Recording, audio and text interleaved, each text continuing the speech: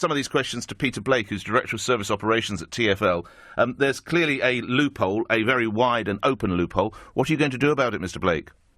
Yes, good morning, Nick. What I would like to say is, essentially, what you've done is highlighted an issue that relates to drivers, vehicles and operators being licensed separately, which is the current legal requirements that we go through.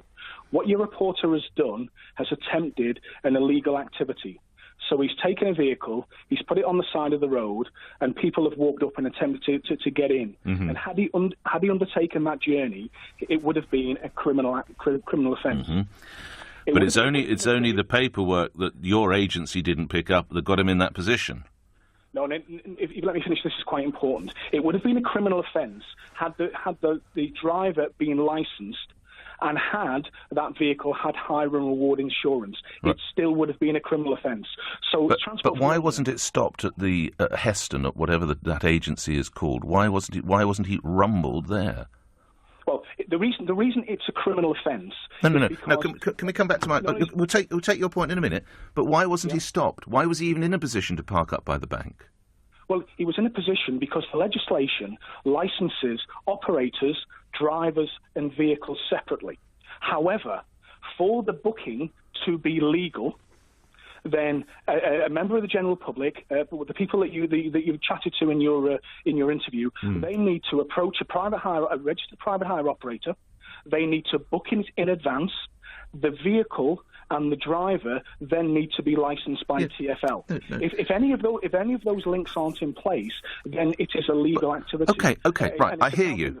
What about the fact that your agency TfL allowed him to have this medallion, effectively? Well, the Transport for London have applied the legislation as it exists.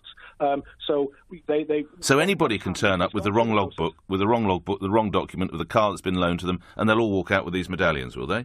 Well, I think it was, I'm not sure that the suggestion was it was the wrong logbook. It was a logbook for the vehicle. Sorry, yeah. What I heard. And the insurance. But not in his name. Not in his name, and no insurance. What the hell is going on up at Heston? The insurance would have been in place. It would not have been hire and reward insurance. Yes. Hire and reward insurance would have been the insurance that's required to transport. Are you not going to accept that this has been a failure in your systems? I appreciate your pointing the finger at the fact that it was an illegal act. That's why, as I'm sure you listened carefully, we didn't drive anybody anywhere. They all got in a licensed black taxi and were taken home. Hopefully we paid the fare, I've no idea. So let's come back to the genesis of the story, the ease with which Theo Usher would breeze past your agency. What are you going to do about it? Well, I don't think anybody breezed past the agency, Nick. If there is a willful attempt to try and break the law or to demonstrate that the law can be broken, then no amount of regulation can resolve that. So you can't solve Mr. Usherwood arriving. So you can't solve Mr. Usherwood arriving at one of your test centres, I think at Heston, with someone else's car, someone else's logbook, someone else's MOT, no proper insurance, and you're telling me LBC is to blame here? No, I'm not saying anyone's to blame. So what are you going to do about this? So what I'm trying to do is to explain the process that exists at the moment. What you also are aware of is that we regularly try and talk to members of the public through our Safer Travel at Night campaign, Cabwise campaign. No. OK, that's all very valid. Let's try again. What are you going to do about the ease with which Mr. Usher would arrive with someone else's car, someone else's logbook, someone else's MOT, and no proper insurance, and just was eased through and given that yellow sticker? It wasn't. There was no proper insurance, was it? There was insurance on the vehicle. Well, not suitable to give him the yellow sticker. No. Sorry, not suitable to transport people, which goes back to my point around the current legislation. I mean, I could come up then, could I, this afternoon and get a yellow sticker and not pay the congestion charge, because my insurance obviously covers me not for hire and reward. Well, no, in terms of congestion charge, as you're aware, so I can come up this afternoon if I can get an appointment. So every Londoner, everybody who ever comes in the city, as long as they've got insurance, not hire and reward, they can all have one of these yellow stickers. We have compliance and enforcement officers out on the ground. No, mind that. Let's go to Heston. I arrive with my own car, my own logbook, my own MOT, and my own insurance, regular insurance, non-hire, and I'll get a yellow sticker. If it meets the requirements laid down... Well, what's the point of this, then? What's the point of the yellow stickers? Everybody can get one. But because the issue is that you can only pre-book a No, never mind that. It's a great way of me saving £11.50 every day, isn't it? No, what I was trying to say when I was mentioning compliance and enforcement officers was that we regularly do spot checks.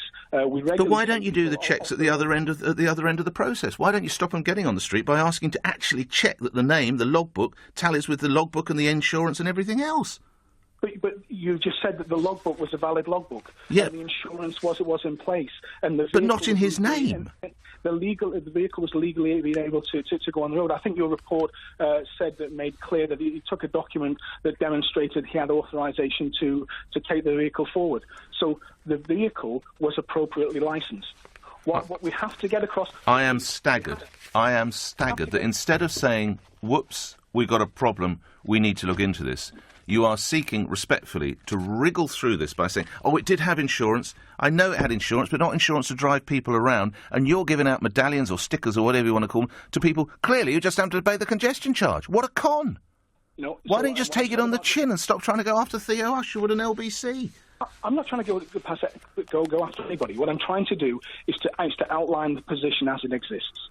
We undertake compliance and enforcement, both in terms of the congestion zone, but also in terms of people being approached or people going... Do you honestly think, lastly, my listeners, your people that you work for at TFL, do you think they have any confidence in your system now as a result of this report? Honestly, Mr. Blake?